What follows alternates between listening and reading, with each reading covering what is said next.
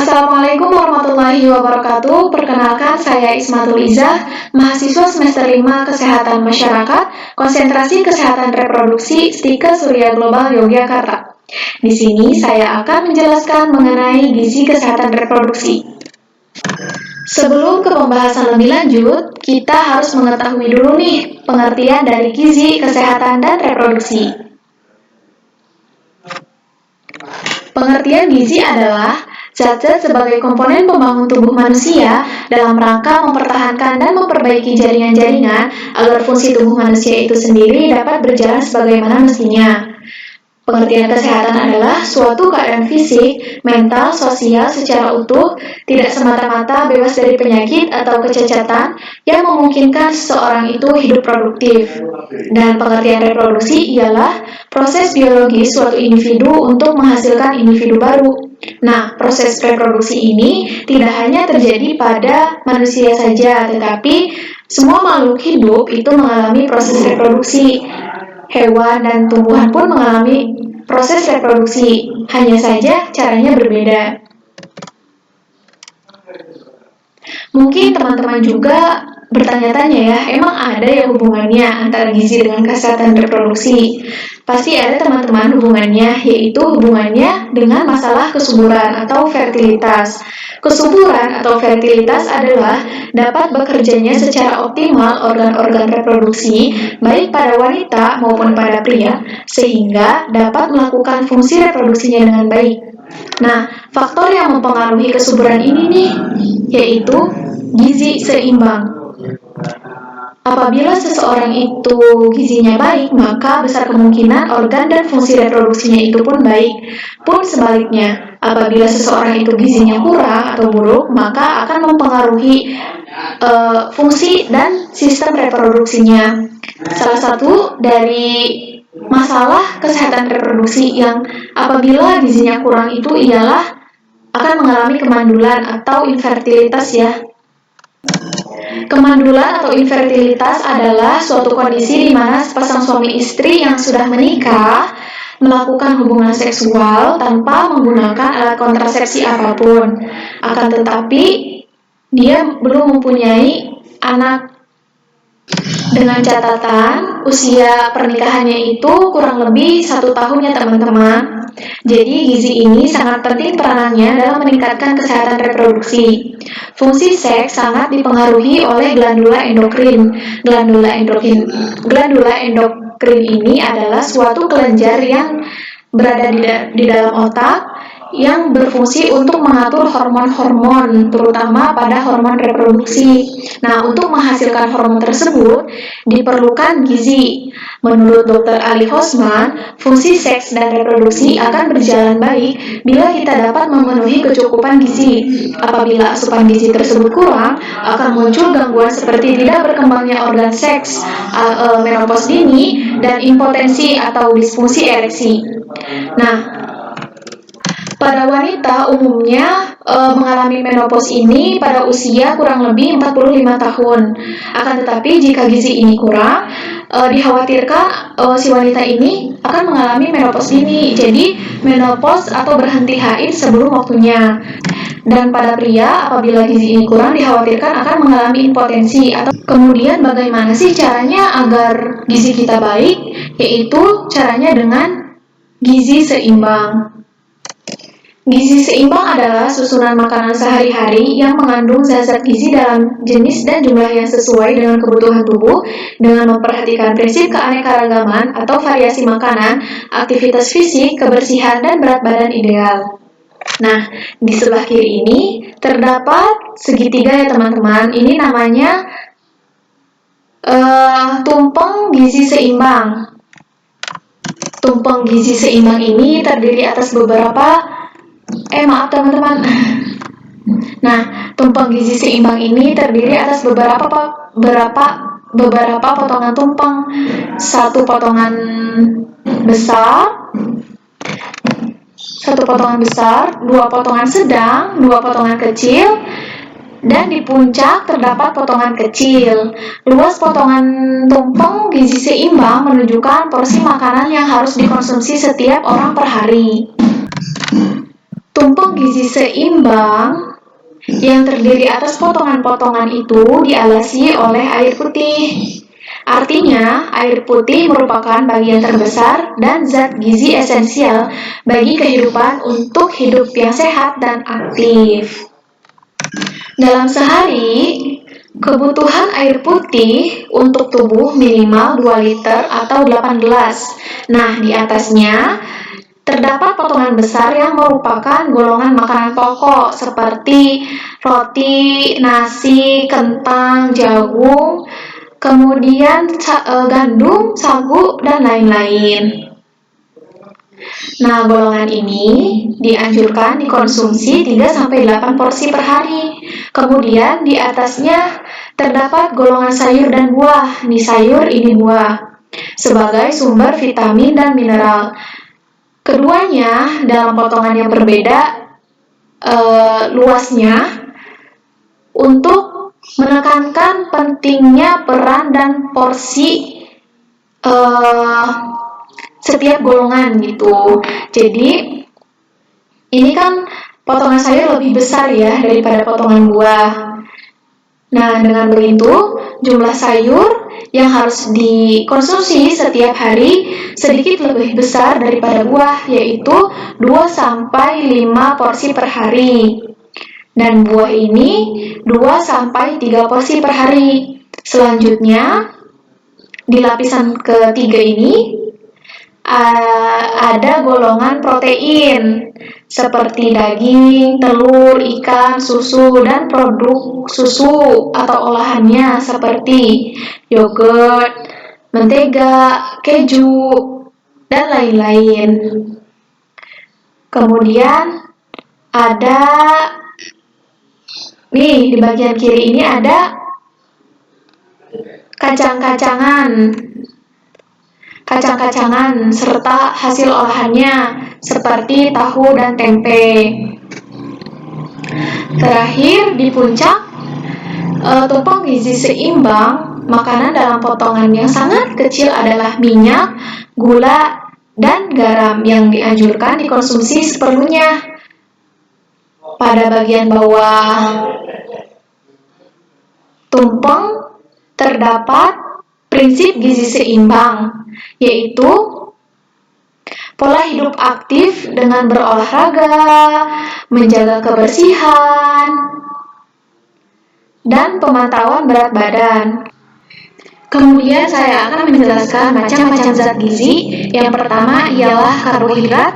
Karbohidrat merupakan suatu zat gizi yang memiliki fungsi sebagai penghasil energi. Contohnya ialah nasi, roti, gandum, jagung, dan kentang. Kemudian protein. Protein adalah suatu zat gizi berupa asam-asam amino yang berfungsi sebagai pembangun dan pengatur bagi tubuh. Contoh makanannya ialah daging, tempe, tahu, dan ikan.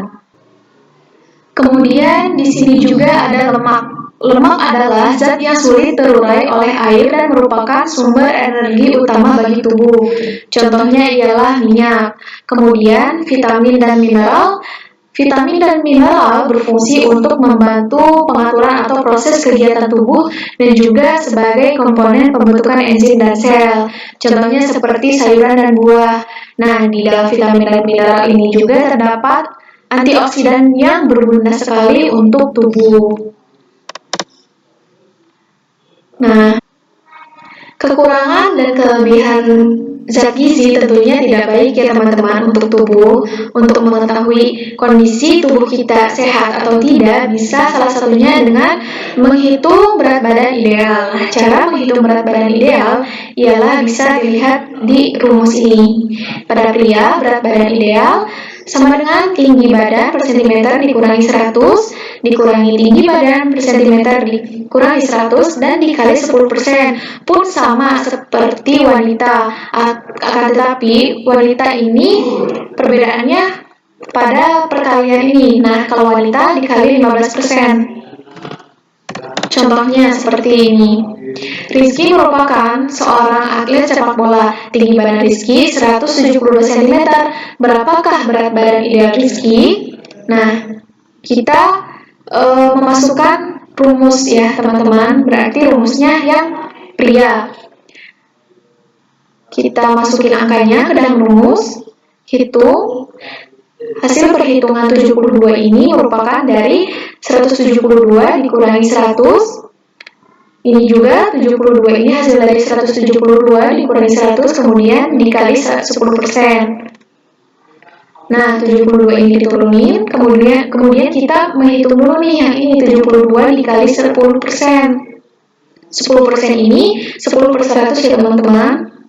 Jadi hasilnya 7,2. Nah, 72 dikurangi 7,2 ialah 64,8 kg. Jadi, ini merupakan berat badan ideal yang harus dimiliki Rizky, gitu. Sama halnya seperti Sheila. Sheila seorang pelajar, tinggi badan Sheila 156 cm. Berapakah berat badan ideal Sheila? Proses perhitungannya sama seperti yang tadi ya teman-teman, hanya saja dikali 15%. Nah, hasilnya adalah 47,6. Maka berat badan yang harus dimiliki oleh Sheila ialah 47,6 kg.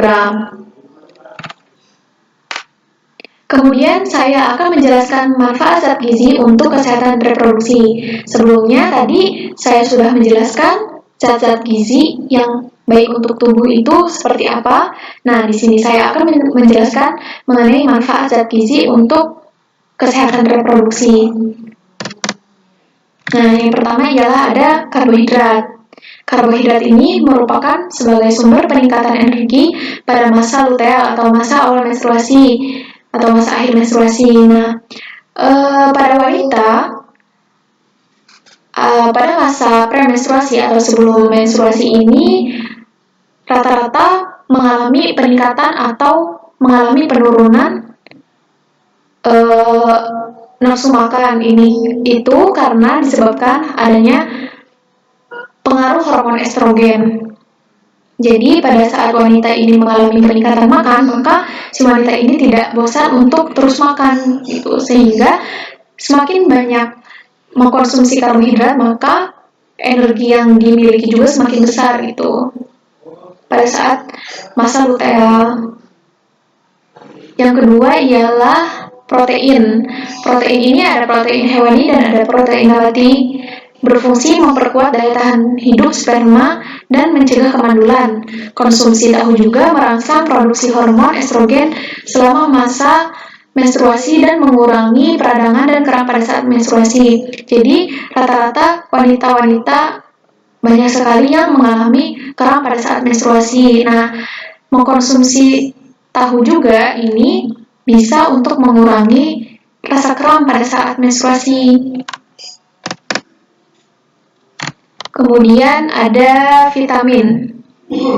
Nah, vitamin ini ada macam-macamnya. Vitamin A yang berfungsi untuk kesuburan wanita, meningkatkan libido atau gairah seksual, dan juga untuk pematangan sel sperma. Vitamin B ini vitamin B6, yaitu untuk menambah kesuburan sel telur atau sel ovum pada wanita. Vitamin B12 untuk menambah kesuburan sperma yang dihasilkan oleh pria. Vitamin C untuk meningkatkan kesuburan, memperkuat sistem imun, dan membantu penyerapan zat besi, dan juga untuk meningkatkan jumlah sperma dan pergerakannya. Kemudian ada asam folat. Asam folat ini berpengaruh terhadap konsepsi. Konsepsi ini adalah suatu proses ketika si laki-laki menyemprotkan spermanya ke dalam vagina perempuan, kemudian si sperma itu akan masuk ke dalam bagian vagina yang paling dalam mencari sel telur yang matang. Nah, apabila sel telur tersebut matang, kemudian bertemu dengan sel sperma yang matang juga yang bagus, maka akan menempel dan terjadilah pembuahan, gitu. Apabila di salah satu ovum atau spermanya itu rusak, tidak akan terjadi pembuahan. Maka asam folat ini berpengaruh terhadap konsepsi. Nah, asam folat ini berperan penting pada laki-laki agar si sperma tersebut bisa menempel pada sel telur, seperti yang sudah saya jelaskan tadi ya teman-teman. Kemudian contoh makanannya yaitu sayuran hijau tua, biji-bijian, dan susu. Nah, ini ada zat besi. Zat besi ini berfungsi untuk merangsang produksi sel darah merah untuk mengganti kehilangan darah selama menstruasi. Contoh makanannya yaitu seperti hati, daging merah, kacang-kacangan, dan sayuran hijau. Kemudian selanjutnya, bagaimana sih cara agar gizi dalam tubuh kita seimbang? Yaitu tidak perlu memilih makanan yang mahal, seperti tahu dan tempe saja sebenarnya sudah mengandung protein yang baik untuk pemenuhan gizi gitu ya. Jadi untuk memenuhi kebutuhan gizi biasanya cara cerdas aja menyiasati dengan memilih makanan yang terjangkau gitu. Indonesia ini ternyata termasuk sebagai salah satu negara dengan permasalahan gizi buruk yang tinggi. Nah, hal inilah yang membuat pemerintah mulai fokus menekankan program pedoman umum gizi seimbang bagi masyarakat dengan melihat pada 10 pedoman gizi seimbang. Yang pertama ialah dengan cara mensyukuri dan nikmati keanekaragaman makanan.